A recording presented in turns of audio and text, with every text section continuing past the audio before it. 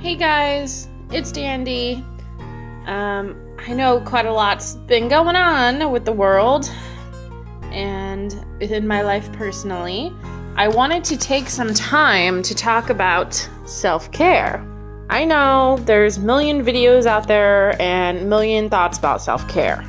I'm not here to tell you how to self-care or even really teach you anything. I just want to have a conversation, do a video, kind of for myself even, kind of self-caring by doing this video, about self-care.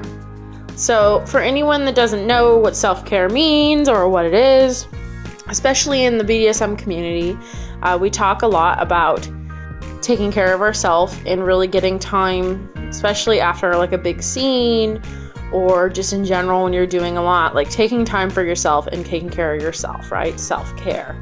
So what this looks like varies per person. For me, I love to veg out to Netflix and like eat popcorn. I love to like pamper myself, go get a pedicure or do like facial treatments at home.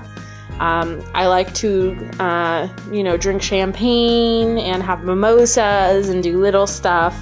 Kind of like play with bubbles and lay in the playpen. Those are some things I do independently that I really like to do as well with people. And journaling.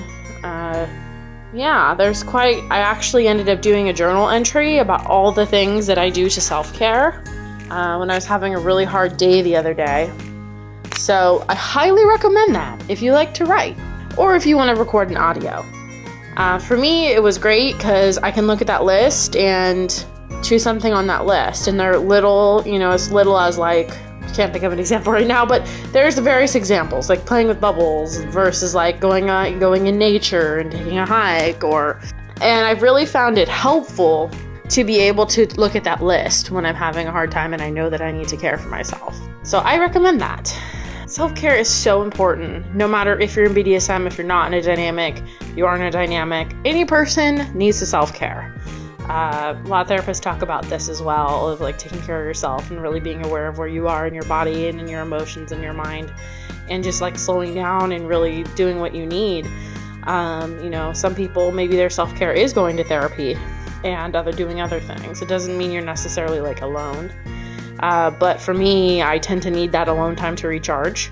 So a lot of my self-care things are alone, but I do have things like, reaching out to friends and being able to vent to friends and connect with people in certain ways, like in the Tantra stuff. That's really self-care for me because it really like fills my cup in those ways.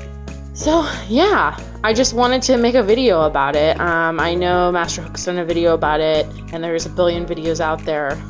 But I just, especially with all the political climate and everything going on, just wanted to send some love to everybody and remind you to please don't forget to take care of yourself, as well as standing up for others. Definitely believe in standing up for others. But also, how can we stand up for others and be whole versions of ourselves if we're not taking care of ourselves? So, how can you really, also as a slave, how can you really serve and take care of somebody else if you're not doing good? So, just a little quick thought. Let me know what you do to self-care if you have any thoughts on this. I'd love to hear any ideas that you have about what you do to self-care. Maybe I'll like the idea and use it. Okay? All right. Love and light, guys. Bye-bye.